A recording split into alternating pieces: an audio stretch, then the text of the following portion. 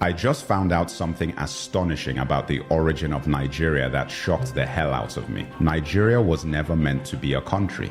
It was something else entirely. In this video, I'm going to tell you what I discovered. Oh, and I want to acknowledge Burna Boy for bringing my attention to this in his song Another Story on his album African Giant. Thank you for inspiring this video, and all of you let Burna Boy know that he got to me, and now I'm sharing this information with you. The creation of Nigeria was never about democracy, never about Christianity. It was about money, business, and profit. None of it for us. Pay attention. The area now known as Nigeria was called the Slave Coast up to 1870.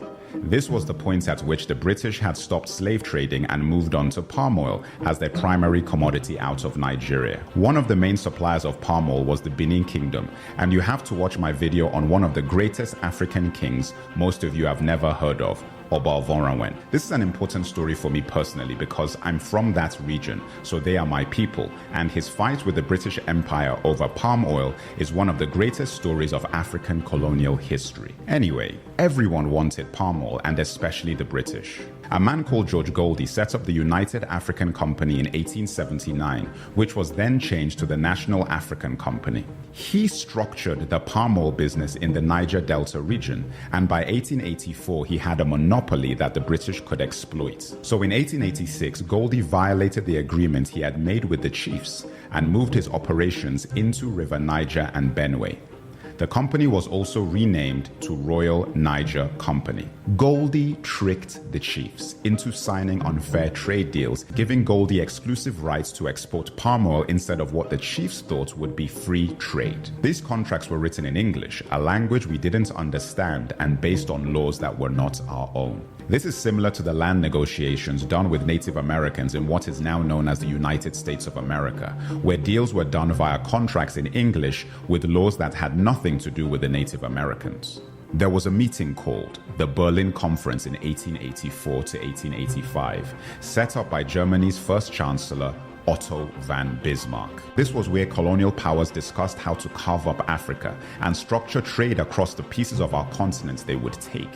We were not part of these conversations. The best way to think of this is like the NBA draft. Guys were out there making bids between lunch breaks and spa sessions. At this conference, the kingdom of Opobo was given to Britain. When King Jaja of Opobo tried to export his own palm oil, he was accused of obstructing commerce and then exiled. How crazy is that? And on his way home in 1891, he was poisoned with a cup of tea. Guys, I couldn't make this stuff up. The Jaja of Opobo story made other chiefs wary of their deals with the British. King Koko of Nembe Brass was one of them. He tried to take down the Royal Niger Company and attacked the company headquarters in Akassa Bayelsa on January 29, 1895. King Koko captured 60 white men and lost 40 of his own soldiers. He used the 60 hostages to demand he be allowed free trade, the agreement he believed he had with the British company. They refused, and he killed 40 of his hostages. The British Royal Navy retaliated by leveling the city of Brass completely on February 20th, 1895.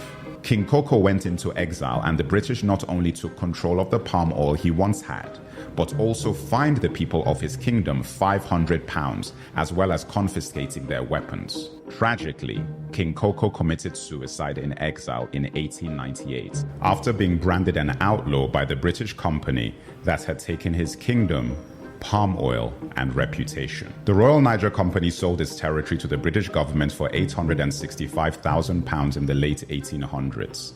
This territory was known as Nigeria.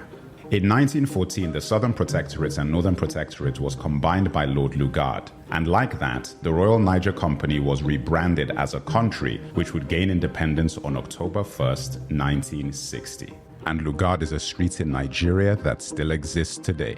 The Royal Niger Company changed its name to the Niger Company Limited, and it was then acquired by Unilever. Unilever still operates in Nigeria to this day.